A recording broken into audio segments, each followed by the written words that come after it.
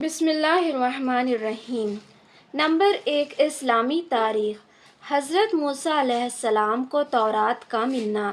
اللہ تعالیٰ نے 4 مشہور آسمانی کتابوں میں سے تورات حضرت موسیٰ علیہ السلام کو بنی اسرائیل کی ہدایت کے لیے عطا فرمائی۔ ان کی قوم نے اس پر عمل نہ کرنے کے لیے حیلہ بازی شروع کر دی۔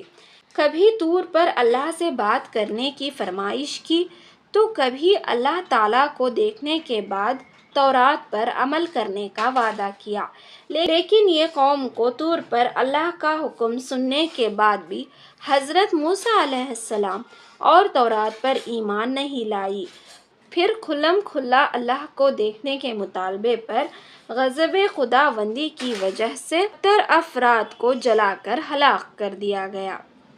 اس کے بعد حضرت موسیٰ علیہ السلام کی دعا پر دوبارہ زندہ کیا اور ان کے سروں پر طور پہاڑ کو بلند کر کے تورات پر عمل کرنے کا وعدہ لیا گیا۔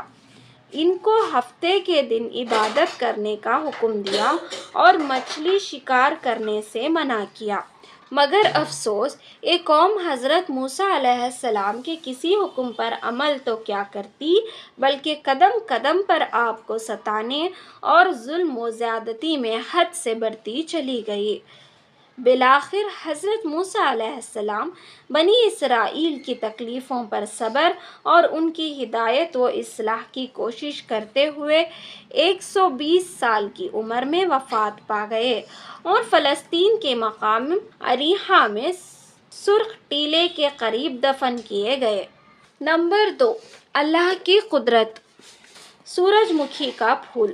اللہ تعالیٰ نے سورج مکھی کے پھول کے اندر احساس و شعور کی عجیب صلاحیت رکھی ہے۔ سورج کی کرنوں کے ساتھ اس پھول کا رخ بھی بدلتا رہتا ہے۔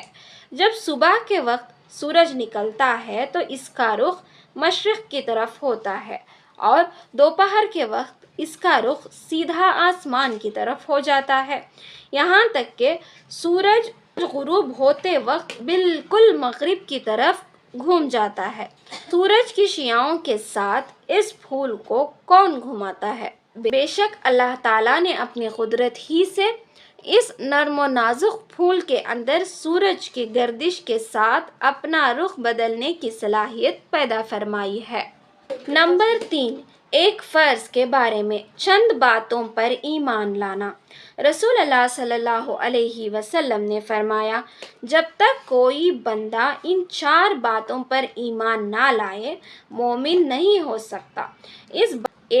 اس بات کی گواہی دے کہ اللہ کے علاوہ کوئی عبادت کے لائق نہیں۔ 2، اس کی بھی گواہی دے کہ میں اللہ کا رسول ہوں، اس نے مجھے حق کے ساتھ بھیجا ہے، یعنی محمد صلی اللہ علیہ وآلہ وسلم کو۔ 3، مرنے اور پھر دوبارہ زندہ ہونے کا یقین رکھے۔ 4، تقدیر پر ایمان لائے۔ نمبر 4، ایک سنت کے بارے میں دونوں ہاتھوں سے سر کا مسح کرنا۔ حضرت عبداللہ بن زید رضی اللہ عنہ بیان کرتے ہیں کہ رسول اللہ صلی اللہ علیہ وسلم نے دونوں ہاتھوں سے سر کا مسح فرمایا۔ نمبر 5، ایک اہم عمل کی فضیلت، شہادت کی موت مانگنا۔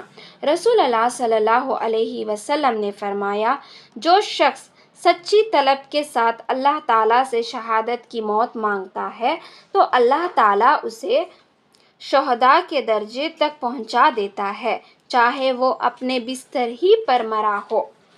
نمبر 6، ایک گناہ کے بارے میں کسی اجنبی عورت سے مصافحہ کرنا۔ رسول اللہ صلی اللہ علیہ وسلم نے فرمایا، جس نے اجنبی عورت سے مصافحہ کیا تو قیامت کے دن وہ اس حالت میں آئے گا کہ اس کے دونوں ہاتھ اس کی گردن سے جکڑے ہوئے ہوں گے، اور پھر اس کے حق میں جہنم کا فیصلہ ہوگا، اور اگر اس سے ناجائز بات چیت کی ہے تو قیامت کے دن بات کے ہر جملے کے بدلے میں اس کو 1000 سال جہنم میں قید کیا جائے گا۔ نمبر 7، دنیا کے بارے میں دنیا کی عمارتیں۔ رسول اللہ صلی اللہ علیہ وسلم ایک مرتبہ ایک گنبد والی عمارت کے پاس سے گزرے تو فرمایا، یہ کس نے بنایا ہے؟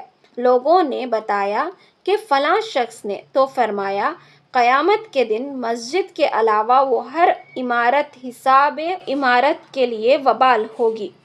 8. آخرت کے بارے میں، نیک لوگ جنت میں رہیں گے۔ قرآن میں اللہ تعالیٰ فرماتا ہے، جو لوگ نیک بخت ہوں گے وہ ہمیشہ جنت میں رہیں گے۔ نمبر 9، طب نبوی سے علاج، دل کی کمزوری اور رنج و غم کا علاج۔ حضرت عائشہ رضی اللہ عنہا فرماتے ہیں کہ رسول اللہ صلی اللہ علیہ وسلم کے گھر والوں میں سے جب کسی کو بخار آتا تو آپ صلی اللہ علیہ وسلم حریرہ استعمال کرنے کا حکم دیتے اور فرماتے کہ یہ رنجیدہ آدمی کے دل کو قوت دیتا ہے اور بیمار کے دل سے رنج و غم کو اس طرح دور کرتا ہے جس طرح تم پانی سے اپنے چہرے کے میل کچیل کو دور کرتے ہو۔ فائدہ: جو کے آٹے کو بھون کر اس میں گھی، میوے اور شکر ڈال کر پکایا جاتا ہے جس کو حریرہ کہتے ہیں۔ نمبر 10، قرآن کی نصیحت۔ قرآن میں اللہ تعالیٰ فرماتا ہے، مجھ کو تم نعمتوں پر یاد کرو، میں تم کو یاد رکھوں گا، اور میرے احسانات کا شکریہ ادا کرتے رہو اور میری نافرمانی نہ کیا کرو۔